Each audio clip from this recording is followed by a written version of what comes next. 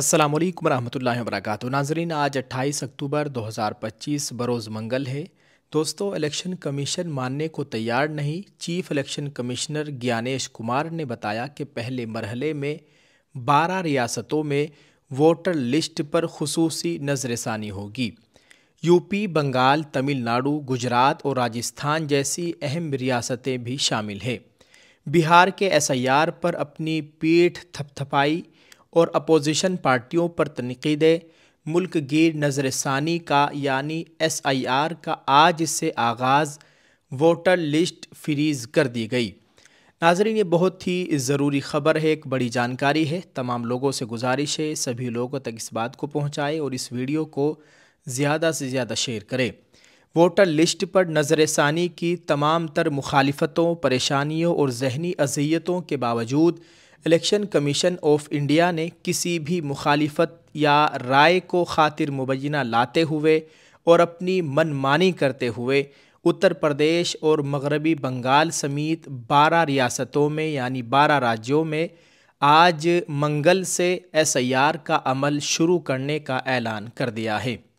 آج بروز منگل 28 اکتوبر سے 12 ریاستوں اور مرکز کے زیر انتظام خطوں میں ایس آئی آر کا عمل شروع ہو چکا ہے۔ اس اعلان کے بعد کانگریس نے الیکشن کمیشن کو ہدف تنقید بناتے ہوئے کہا کہ ادارہ اس عمل کو انجام دے کر کروڑوں ووٹ کاٹنے کا منصوبہ بنا رہا ہے۔ کانگریس کا کہنا ہے کہ الیکشن کمیشن اب 12 ریاستوں میں ووٹ چوری کا کھیل کھیلنے جا رہا ہے۔ ایس آئی آر کے نام پر بہار میں 69 لاکھ ووٹ کاٹے گئے۔ اب 12 ریاستوں میں کروڑوں ووٹ کاٹے جائیں گے۔ چیف الیکشن کمشنر گیانیش کمار نے دہلی میں کل 27 اکتوبر کو منعقدہ پریس کانفرنس میں اس سے متعلق معلومات فراہم کی اور کہا کہ جن 12 ریاستوں میں ایس آئی آر کا عمل کل سے یعنی آج 28 اکتوبر سے شروع ہوگا، وہاں کی ووٹر لسٹ فریز ہو جائے گی۔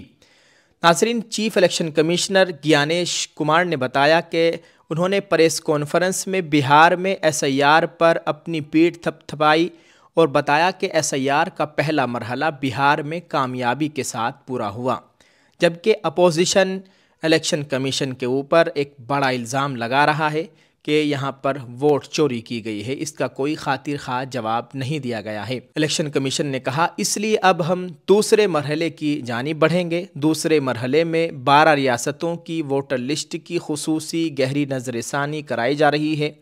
اس مرحلے میں ووٹر لسٹ کی ایڈیشن، نئے ووٹرز کے نام جوڑنے اور خامیوں کو ختم کرنے کا عمل انجام دیا جائے گا۔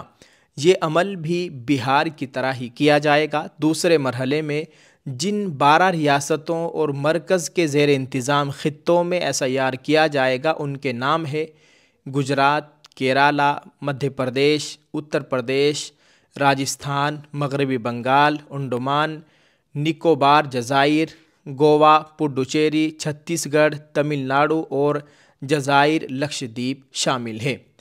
ان تمام جگہوں پر آج 28 اکتوبر سے ایس آئی آر کا عمل شروع ہو چکا ہے۔ ناظرین، آپ کو بتائیں چیف الیکشن کمشنر گیانیش کمار نے پریس کانفرنس میں ایس آئی آر سے متعلق تفصیلات پیش کرتے ہوئے کہا کہ بوتھ لیول افسران یعنی بی ایل اوز ہر ووٹر کے گھر کم از کم 3 بار دورہ کریں گے تاکہ نئے ووٹرز کو لسٹ میں جوڑا جا سکے اور کسی بھی غلطی کی اصلاح ہو سکے۔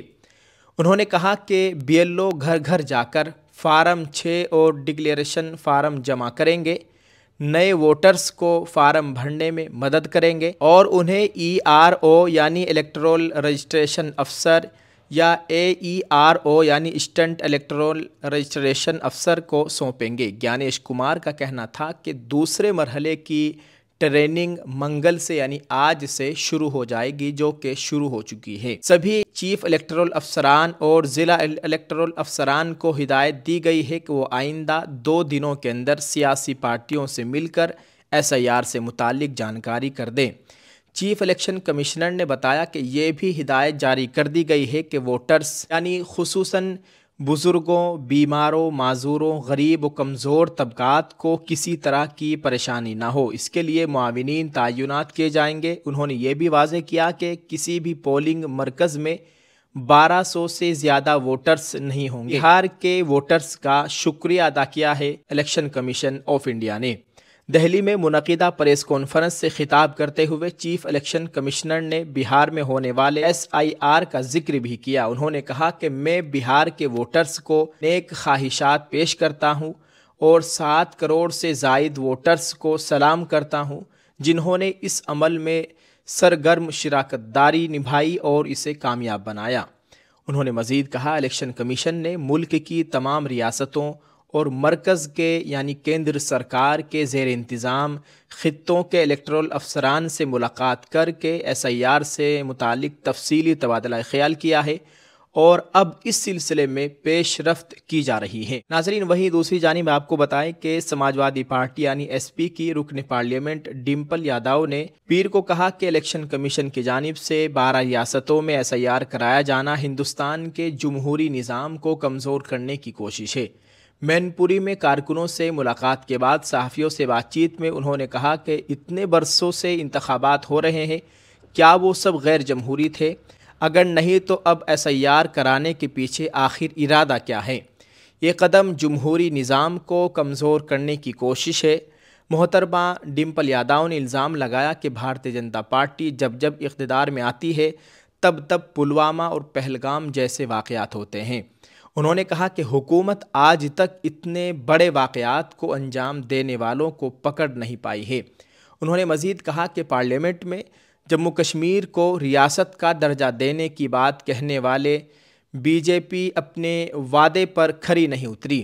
BJP جھوٹے وعدے کرتی ہے۔ انہوں نے BJP پر شدید حملہ کرتے ہوئے کہا کہ BJP حکومت اپنے ہی وعدوں پر کھری نہیں اترتی۔ جموں کشمیر میں ہونے والے بڑے واقعات اس کی مثال ہے۔ مین پوری میں انہوں نے کارکنوں سے بھی ملاقات کی اور BJP حکومت کی پالیسیوں کو عوام دشمن قرار دیا۔ محترمہ ڈمپل یادو نے کہا حکومت اپوزیشن کے لیڈروں کی جاسوسی کرا رہی ہے۔ سب کو معلوم ہے کہ حکومت فون ٹیپ کراتی ہے۔ صحافیوں کی طرف سے اتر پردیش میں DAP کھاد کی کمی پر پوچھے گئے سوال کا جواب دیتے ہوئے انہوں نے کہا کہ کسانوں کی حالت خراب ہے۔ 3 برسوں سے کسان کھاد کی کمی سے جوجھ رہے ہیں۔ کھاد کی کالا بازاری ہو رہی ہے۔ ان سب کے لیے حکومت کی پالیسیاں ذمہ دار ہیں۔ ناظرین، SIR کے تعلق سے آپ کیا کہیں گے؟ کمنٹ میں اپنے رائے ضرور پیش کریں۔ اپنے کاغذات، کیا آپ نے اپنے کاغذات درست کرا لیے ہیں اور کن کاغذوں کو دیکھا جائے گا، کن لوگوں کو اپنے کاغذات دکھانے ہیں؟ اس تعلق سے ہم نے ایک پوری تفصیلی ویڈیو بنائی ہے۔ اگر آپ کو وہ ویڈیو دیکھنی ہے اور جمعیت کی طرف سے وہ جانکاری فراہم کی گئی ہے، اگر آپ کو اس کو دیکھنا ہے تو اس ویڈیو کے ڈسکرپشن میں اس ویڈیو کا لنک ہے، آپ اس کو بھی دیکھ سکتے ہیں۔ انشاءاللہ بہت ضروری جانکاری آپ کو حاصل ہوگی انشاءاللہ تعالی۔ اللہ تعالی ہم سب کے حال پر رحم فرمائے، ہمارے ملک میں امن و امان کی صورتحال قائم فرمائے، بھارتی مسلمانوں کی جان مال عزت آبرو کی مکمل حفاظت فرمائے، آمین۔ آپ اس ویڈیو کو شیئر کریں، کمنٹ میں اپنی رائے ضرور پیش کریں۔ جزاک اللہ۔ السلام علیکم ورحمۃ اللہ وبرکاتہ۔